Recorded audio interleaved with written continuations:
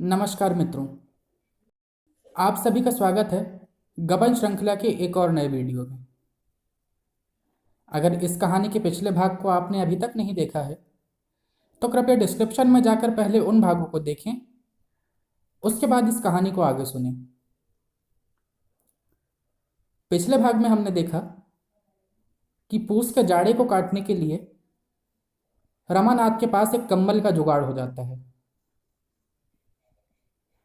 9 बजे वह वाचनालय से लौटा तो डर रहा था कि कहीं देवी दीन ने कंबल देखकर पूछा कहाँ से लाए तो क्या जवाब दूंगा। कोई बहाना कर दूंगा, कह दूंगा एक पहचान की दुकान से उधार लाया हूं। देवी दीन ने कंबल देखते ही पूछा, सेठ करोड़ी मल के यहां से लौट आए? रामा ने पूछा, कौन सेठ करोड़ी मल? देवी बोला, वही जिसकी वह बड़ी लाल कोठी है।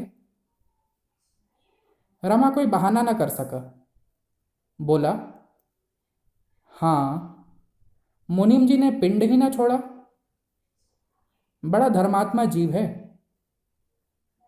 देवी दीन ने मुस्कुराकर कहा, बड़ा धर्मात्मा, उसी के थामे तो यह धरती थमी है, नहीं तो अब तक मिट गई होती। रमा बोला, काम तो धर्मात्माओं ही के करता है, मन का हाल ईश्वर जाने।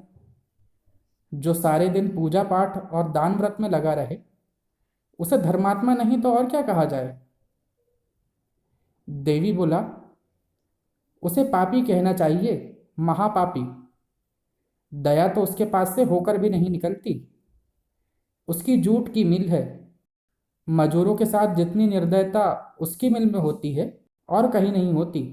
आदमियों को हंटरों से पिटवाता है। चर्बी मिला घी बेचकर इसने लाखों कमा लिए। कोई नौकर 1 मिनट की भी देर करे तो तुरंत तलब काट लेता है। अगर साल में 2-4 हजार दान ना कर दे तो पाप का धन पचे कैसे?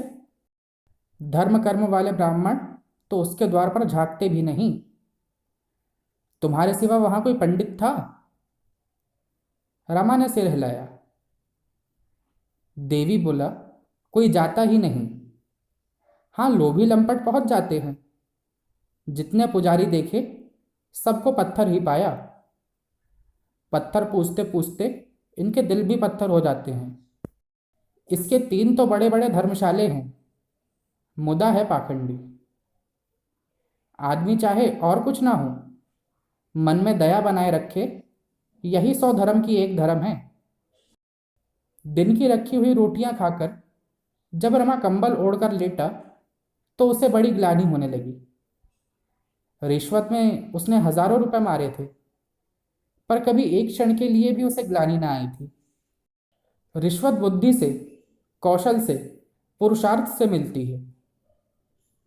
दान पौरुषहीन, कर्महीन या पाखंडियों का आधार है। वह सोच रहा था, मैं अब इतना दीन हूं कि भोजन और वस्त्र के लिए मुझे दान लेना पड़ता है। वह देवीहीन के घर 2 महीने से पड़ा हुआ था, पर देवी दीन उसे भिक्षुक नहीं, मेहमान समझता था। उसके मन में कभी दान का भाव आया ही नहीं था। रमा के मन में ऐसा उद्वेग उठा कि एकदम थाने में जाकर अपना सारा वृतांत कह सुनाए। यही ना होगा 2-3 साल की सजा हो जाएगी, फिर तो यो प्राण सूली पर न टंगे रहेंगे। कहीं डूब ही क्यों ना मरूं। इस तरह जीने से फायदा ही क्या? ना घर का हूं ना घाट का, दूसरों का भार तो क्या उठाऊंगा। अपने ही लिए दूसरों का मुंह ताकता हूं। इस जीवन से किसका उपकार हो रहा है? धिक्कार है मेरे जीने को। रमा ने निश्चय किया, कल निशंक होकर काम की टोह में निकलूंगा। जो कुछ होना है हो। अभी रमा मुंह हाथ धो रहा था कि देवी दीन प्राइमर लेकर आ पहुंचा और बोला, भैया, यह तुम्हारी अंग्रेजी बड़ी विकट है। ऐसा यार सर होता है तो पीआईटी पिट क्यों होता है? बीयूटी बट होता है लेकिन पीयूटी पुट क्यों होता है? तुम्हें भी बड़ी कठिन लगती होगी। रमा ने मुस्कुराकर कहा, पहले तो कठिन लगती थी, पर अब तो आसान मालूम होती है। देवी बोला, जिस दिन प्राइमर खत्म होगी, महावीर जी को 1.25 लड्डू चढ़ाऊंगा। पराई मर का मतलब? पराई स्त्री मर जाए? मैं कहता हूं हमारी मर। पराई के मरने से हमें क्या सुख? तुम्हारे बाल बच्चे तो है ना भैया? रमा ने इस भाव से कहा, मानो है, पर ना होने के बराबर है। हाँ, है तो। देवी दीन ने पूछा, कोई चिट्ठी चपाती आई थी? रमा ने कहा, नहीं आई। देवी बोला, और तुमने भी नहीं लिखी? अरे, 3 महीने से कोई चिट्ठी ही नहीं भेजी, घबराते ना होंगे लोग? रमा ने कहा, जब तक यहाँ कोई ठिकाना न लग जाए क्या पत्र लिखूं? देवी बोला, अरे भले आदमी, इतना तो लिख दो कि मैं कुशल से हूं, घर से भाग आए थे। उन लोगों को कितनी चिंता हो रही होगी। माँ बाप तो है ना? रमा बोला, हाँ है तो। देवी दीन ने गिड़गिड़ा कर कहा, तो भैया आज ही चिट्ठी डाल दो, मेरी बात मानो। रमा ने अब तक अपना हाल छिपाया था। उसके मन में कितनी ही बार इच्छा हुई कि देवी दीन से कह दूं, पर बात होठों तक आकर रुक जाती थी। वह देवी दीन के मुंह से आलोचना सुनना चाहता था। वह जानना चाहता था कि वह क्या सलाह देता है। इस समय देवी दीन के सद्भाव ने उसे पराभूत कर दिया। बोला, घर से भाग आया हूं दादा। देवी दीन ने मूंछों में मुस्कुराकर कहा, यह तो मैं जानता हूं। क्या बाप से लड़ाई हो गई है? रमा बोला, ऐसा नहीं है। देवी ने पूछा, माँ ने कुछ कहा होगा? रमा बोला, यह भी नहीं है। देवी ने कहा, तो फिर घरवाली से ठन गई होगी। वह कहती होगी मैं अलग रहूंगी, तुम कहते होंगे मैं अपने माँ बाप से अलग ना रहूंगा। या गहने के लिए जिद करती होगी। नाक में दम कर दिया होगा। क्यों? रमा ने लज्जित होकर कहा, कुछ ऐसी बात थी दादा। वह तो गहनों की बहुत इच्छुक ना थी, लेकिन पा जाती थी तो प्रसन्न हो जाती थी। और मैं प्रेम की तरंग में आगा पीछा कुछ ना सोचता था। देवी दीन के मुख से मानो आप ही आप निकल आया, सरकारी रकम तो नहीं उड़ा दी? रमा को रोमांच हो आया, छाती धक से हो गई। वह सरकारी रकम की बात उससे छिपाना चाहता था। देवी दीन के इस प्रश्न ने मानो उस पर छापा मार दिया। वह कुशल सैनिक की भांति अपनी सेना को घाटियों से जासूसों की आग बचाकर निकाल ले जाना चाहता था, पर इस छापे ने उसकी सेना को अस्त व्यस्त कर दिया। उसके चेहरे का रंग उड़ गया। वह एकाएक कुछ निश्चय न कर सका कि इसका क्या जवाब दूं। देवी दीन ने उसके मन का भाव भांप कर कहा, प्रेम बड़ा बेढब होता है भैया, बड़े बड़े चूक जाते हैं। तुम तो अभी लड़के हो। गबन के हजारों मुकदमे हर साल होते हैं। तहकीकात की जाए तो सबका कारण एक ही होगा, गहना। 10-20 वारदात तो मैं आंखों देख चुका हूं। हर रोज ही ऐसा है। औरत मुंह से तो यही कह जाती है कि यह क्यों लाए, रुपए कहाँ से आएंगे, लेकिन उसका मन आनंद से नाचने लगता है। यही एक डाक बाबू रहते थे, बेचारे ने छुरी से गला काट दिया। एक दूसरे मियाँ साहब को मैं जानता हूँ, जिन्होंने अफीम खाकर जान दे दी। बुरा रोग है, दूसरों को क्या कहूँ। मैं ही 3 साल की सजा काट चुका हूँ। जवानी की बात है, जब इस बुढ़िया पर यौवन था, ताकती थी तो मानो कलेजे पर तीर चला देती थी। मैं डाकिया था, मनी ऑर्डर तकसीम किया करता था। यह कानों के झुमकों के लिए जान खा रही थी। कहती थी सोने ही के लूंगी। इसका बाप चौधरी था, मेवे की दुकान थी। मिजाज बढ़ा हुआ था, मुझ पर प्रेम का नशा छाया हुआ था। अपनी आमदनी की डींगे मारता रहता था। कभी फूलों के हार लाता, कभी मिठाई, कभी अतर फुलेल। शहर का हल्का था, जमाना अच्छा था। दुकानदारों से जो चीज़ मांग लेता मिल जाती थी। आखिर मैंने एक मनी ऑर्डर पर झूठे दस्तखत मार रुपए उड़ा लिए। कुल 30 रुपए थे। झुमके लाकर इसे दिए। इतनी खुश हुई कि कुछ ना पूछो। लेकिन एक ही महीने में चोरी पकड़ ली गई। 3 साल की सजा हो गई। सजा काट कर निकला तो यहाँ भाग आया। फिर कभी घर नहीं गया। यह मुंह कैसे दिखाता? हाँ, घर पत्र भेज दिया। बुढ़िया खबर पाते ही चली आई। यह सब कुछ हुआ, मगर गहनों से उसका पेट नहीं भरा। जब देखो कुछ ना कुछ बनाती ही रहती है। एक चीज आज बनवाई, कल उसी को तुड़वा कर कोई दूसरी चीज बनवाई। यही तार चला जाता है। एक सुनार मिल गया है, मजूरी में साग भाजी ले जाता है। मेरी तो सलाह है, घर एक खत लिख दो। लेकिन पुलिस तो तुम्हारी टोह में होगी। कहीं पता मिल गया तो काम बिगड़ जाएगा। मैं ना किसी से एक खत लिखाकर भेज दूं? रमा ने आग्रहपूर्वक कहा। नहीं दादा, दया करो, अनर्थ हो जाएगा। पुलिस से ज्यादा तो मुझे घर वालों का भय है। देवी बोला, घर वाले खबर पाते ही आ जाएंगे। यह चर्चा ही ना उठेगी। उनकी कोई चिंता ही नहीं। डर पुलिस ही का है। रमा बोला, मैं सजा से बिल्कुल नहीं डरता। तुमसे कहा नहीं, एक दिन मुझे वाचनालय में पहचान की एक स्त्री दिखाई दी थी। हमारे घर बहुत आती जाती थी। मेरी स्त्री से बड़ी मित्रता थी। एक बड़े वकील की पत्नी है।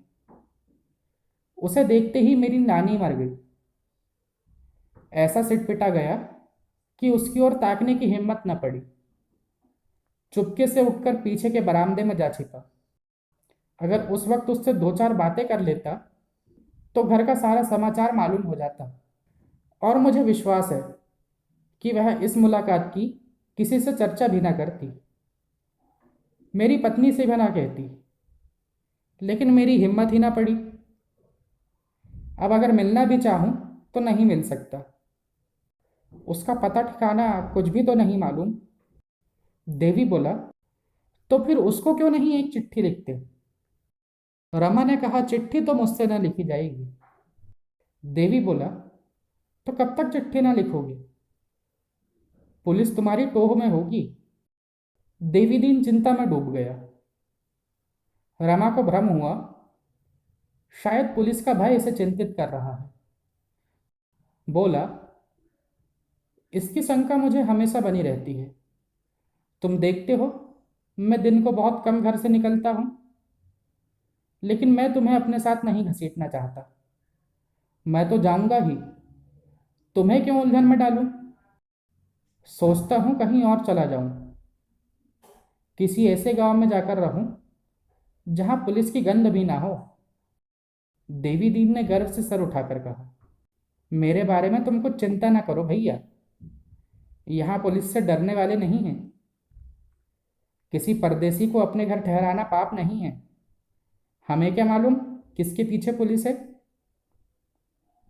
यह पुलिस का काम है, पुलिस जाने। मैं पुलिस का मुखबिर नहीं, जासूस नहीं, गोविंदा नहीं। तुम अपने बचाए रहो। देखो भगवान क्या करते हैं। कहीं बुढ़िया से ना कह देना, नहीं तो उसके पेट में पानी ना पचेगा। दोनों एक क्षण चुपचाप बैठे रहे। दोनों इस प्रसंग को इस समय बंद कर देना चाहते थे। सहसा देवी दीन ने कहा, क्यों भैया, कहो तो मैं तुम्हारे घर चला जाऊं। किसी को कानो कान खबर ना होगी। मैं इधर उधर से सारा ब्यौरा पूछाऊंगा, तुम्हारे पिता से मिलूंगा, तुम्हारी माता को समझाऊंगा, तुम्हारी घरवाली से बातचीत करूंगा, फिर जैसा उचित जान पड़े वैसा करना। रमा ने मन ही मन प्रसन्न होकर कहा, लेकिन कैसे पूछोगे दादा? लोग कहेंगे ना कि तुम्हें इन बातों से क्या मतलब। देवी दीन ने ठट्ठा मारकर कहा, भैया, इससे सहज तो कोई काम ही नहीं। एक जनेऊ गले में डाला और ब्राह्मण बन गए। फिर चाहे हाथ देखो, चाहे कुंडली वाचो, चाहे सगुन विचारो, सब कुछ कर सकते हो। बुढ़िया भिक्षा लेकर आएगी, उसे देखते ही कहूंगा, माता, तेरे को पुत्र के परदेश जाने का बड़ा कष्ट है। क्या तेरा कोई पुत्र विदेश गया है? इतना सुनते ही घर भर के लोग आ जाएंगे। वह भी आएगी, उसका हाथ देखूंगा। इन बातों में मैं पक्का हूं भैया, तुम निश्चिंत रहो। कुछ कमा लाऊंगा, देख लेना। माघ मेला भी होगा, स्नान करता आऊंगा। रमा की आंखें मनोल्लास से चमक उठी। उसका मन मधुर कल्पनाओं के संसार में जा पहुंचा। जालपा उसी वक्त रतन के पास दौड़ी जाएगी। दोनों भांति भांति के प्रश्न करेंगी। क्यों बाबा, वह कहाँ गए हैं? अच्छी तरह है ना? कब तक घर आएंगे? कभी बाल बच्चों की सुधि आती है उनको? वहां किसी कामिनी के माया जाल में तो नहीं फंस गए? दोनों शहर का भी नाम पूछेंगी। कहीं दादा ने सरकारी रुपए चुका दिए हों तो मजा आ जाए। तब एक ही चिंता रहेगी। देवी दीन बोला, तो है ना सलाह? रमा ने कहा, कहाँ जाएंगे दादा, कष्ट होगा। देवी बोला, माघ का स्नान भी तो करूंगा। कष्ट के बिना कहीं कुछ होता है? मैं तो कहता हूं तुम भी चलो। मैं वहां सब रंग ढंग देख लूंगा। अगर देखना कि मामला टिचन है तो चैन से घर में चले जाना। कोई खटका मालूम हो तो मेरे साथ लौट आना। रमा ने हंसकर कहा, कहाँ की बात करते हो दादा? मैं यो कभी ना जाऊंगा। स्टेशन पर उतरते ही कहीं पुलिस का सिपाही पकड़ ले तो बस। देवी दीन ने गंभीर होकर कहा, सिपाही क्या पकड़ लेगा? दिल लगी है? मुझसे कहो, मैं प्रयागराज के थाने में ले जाकर खड़ा कर दूं। अगर कोई तिरछी आंखों से देख भी ले तो मूंछ मुंडा लूं। ऐसी बात है भला? सैकड़ों खूनियों को जानता हूं जो यहाँ कलकत्ते में रहते हैं। पुलिस के अफसरों के साथ दावतें खाते हैं। पुलिस उन्हें जानती है, फिर भी उनका कुछ नहीं कर सकती। रुपए में बड़ा बल है भैया। रमा ने कुछ जवाब न दिया। उसके सामने यह नया प्रश्न आ खड़ा हुआ। जिन बातों को वह अनुभव न होने के कारण महाकष्ट साध्य समझता था, उन्हें इस बूढ़े ने निर्मूल कर दिया। और बूढ़ा शेखीबाजी में नहीं है। वह मुंह से जो कहता है उसे पूरा कर दिखाने की क्षमता रखता है। उसने सोचा, तो क्या मैं सचमुच देवी दीन के साथ घर चला जाऊं? यहाँ कुछ रुपए मिल जाते तो नए सूट बनवा लेता, फिर शान से जाता। वह उस अवसर की कल्पना करने लगा जब वह नया सूट पहने घर पहुंचेगा। उसे देखते ही गोपी और विशंभर दौड़ेंगे, भैया आए, भैया आए। दादा निकल आएंगे। अम्मा को पहले विश्वास ना आएगा, मगर जब दादा जाकर कहेंगे तब वह रोती हुई द्वार पर चली आएगी। उसी वक्त मैं पहुंचकर उनके पैरों पर गिर पड़ूंगा। जालपा वहां ना आएगी। वह मान किए बैठी रहेगी। रमा ने मन ही मन यह वाक्य भी सोच लिया जो वह जालपा को मनाने के लिए कहेगा। शायद रुपए की चर्चा ही ना आए। इस विषय पर कुछ कहते हुए सभी को संकोच होगा। अपने प्रियजनों से जब कोई अपराध हो जाता है तो हम उघटकर उसे दुखी नहीं करते, चाहते हैं कि उस बात का उसे ध्यान ही ना आए। उसके साथ ऐसा व्यवहार करते हैं कि उसे हमारी ओर से जरा भी भ्रम ना हो। वह भूलकर भी यह ना समझे कि मेरी अपकीर्ति हो रही है। आज की कहानी को यहीं विराम देते हैं। अगर कहानी आपको अच्छी लगी हो तो इसे लाइक और शेयर ज़रूर करें। हमारे चैनल पर नए हैं तो इसे सब्सक्राइब करना ना भूलें। कल फिर मिलेंगे इसके आगे की कहानी के साथ। तब तक के लिए धन्यवाद।